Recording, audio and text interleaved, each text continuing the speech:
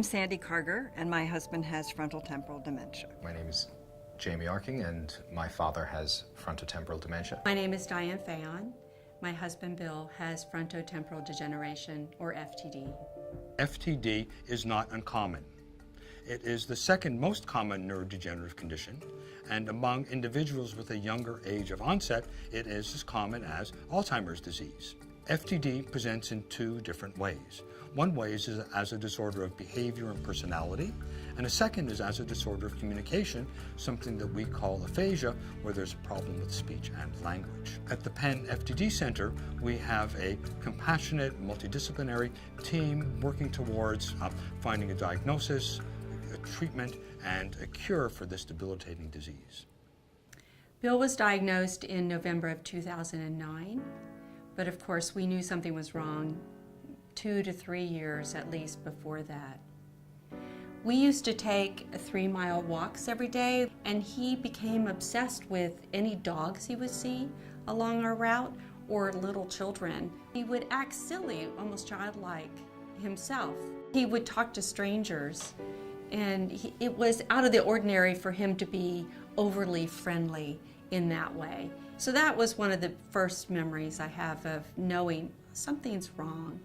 He was a high school science teacher.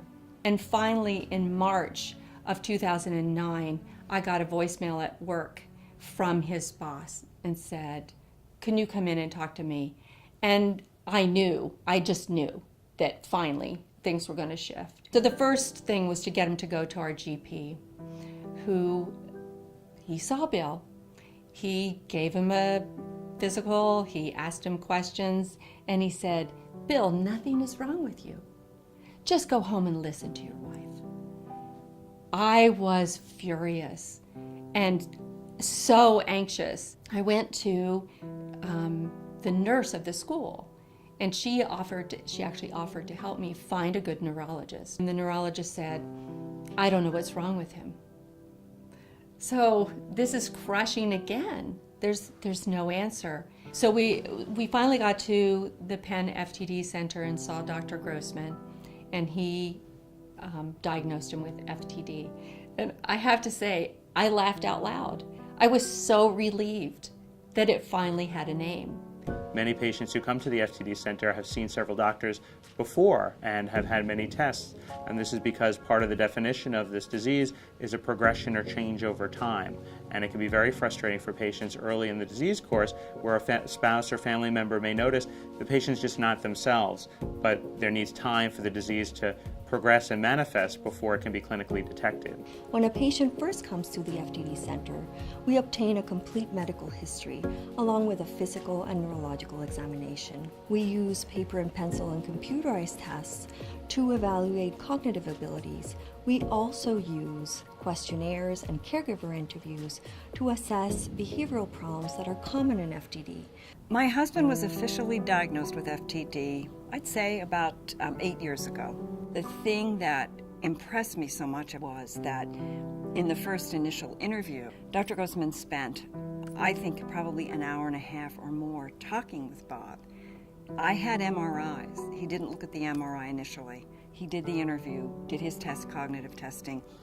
The very end, he said, "I think I know what this is. Let me see the MRI." He put the MRI up, was right there. I was like a deer in the headlights. At that point, I was told, get your affairs in order. We can't tell you what this is going to look like. I can give you sort of a ballpark explanation of what you might go through. So it was very, very frightening. And then it was very sad. It was extremely sad to think that this man was losing before my eyes very gradually who he is, who he was. I think as I look back, I keep cycling through those feelings. They're never resolved. I'll get to a point and I'll think, "Oh, I'm through the grief process." Or I'm through being frightened. I'm finished with that. I'm going to move on now. I've accepted it. It doesn't happen because the loss is incremental. And as you go through each loss, you sort of automatically revisit all of those feelings all over again. It's changed our lives in terms of what I think about the future. I have found myself becoming much more centered on one day at a time. And it's changed the freedom of, say, as a caregiver, my thinking and what I can do, and what I thought when I retired we would both do together. The other thing that has changed is certainly our inability to travel on big trips. I try to keep things extremely structured because things work better that way, but I have to be careful planning things. You know, how much can we do in a day, or how much can he do in a day? I think the biggest challenge for FTD treatment is getting the support and resources to caregivers.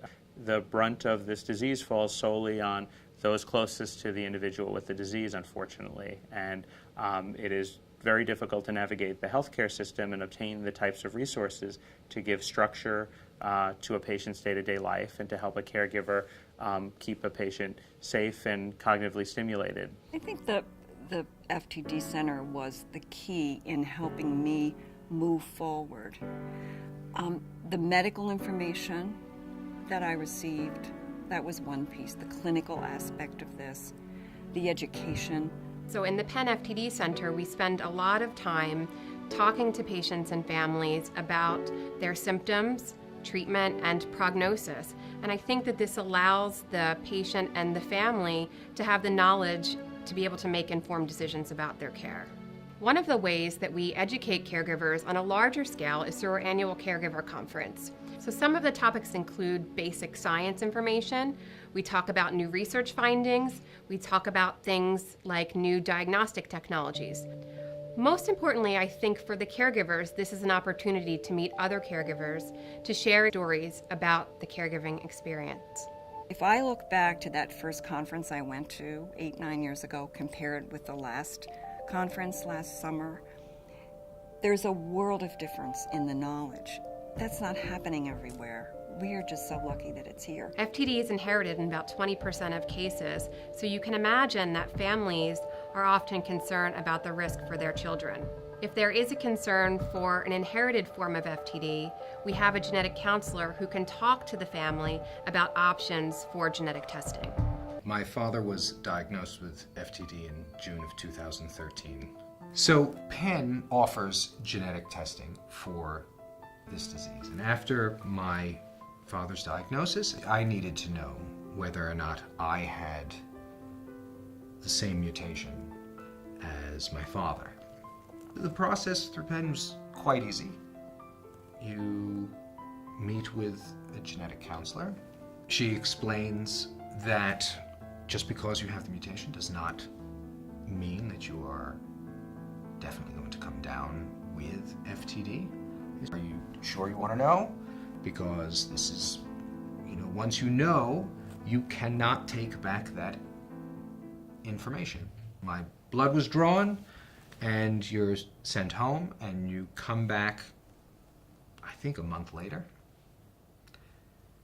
and you go in, and you sit down with the genetic counselor again. She told me that, yes, I have the same mutation that my father has. While I thought that it would not be a problem to know it, it was one of the most difficult things for me to hear.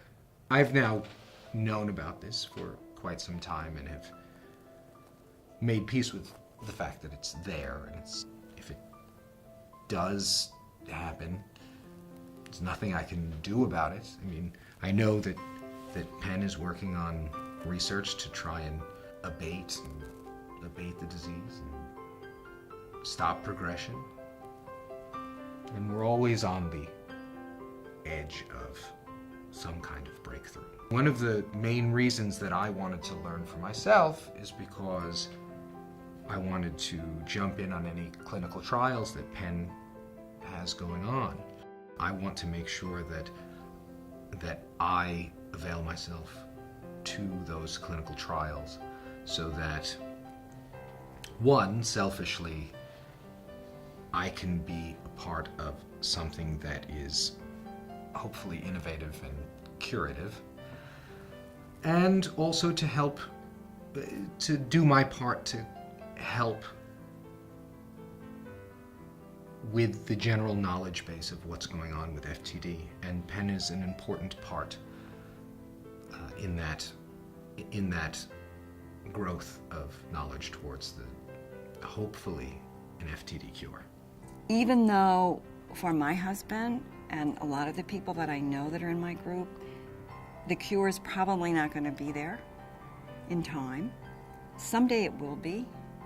And just knowing that, it's really hard for me to describe the hope and the comfort that comes from knowing that this gigantic body, this pool of people from all sorts of disciplines are working so hard on this effort. We are pursuing different methods for identifying biomarkers of disease. This includes using different imaging methods like MRI imaging and PET imaging, and doing different types of genetic testing, different biofluid biomarkers that include cerebrospinal fluid and blood. And we're interested in relating all of these to the proteins that are causing an individual's disease.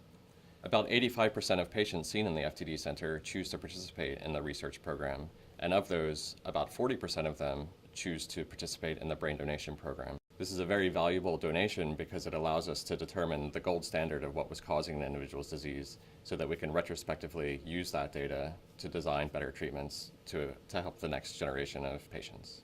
Dr. Grossman and his entire team has been a resource of knowledge and comfort for me and for my family as we battle this disease. In the support group that I lead, I can tell you countless stories of people who've either moved loved ones here, who have been cared for in other places, or people that just haven't ventured to Penn. People are over-medicated, they're getting the wrong medication. It's a world of difference. The staff at the FTD Center are so kind and understanding and helpful. I feel like I can call them at any moment with questions, and I have, and they've helped me maneuver and navigate this uncharted territory, and I'm just grateful that they're there. It's a lifeline.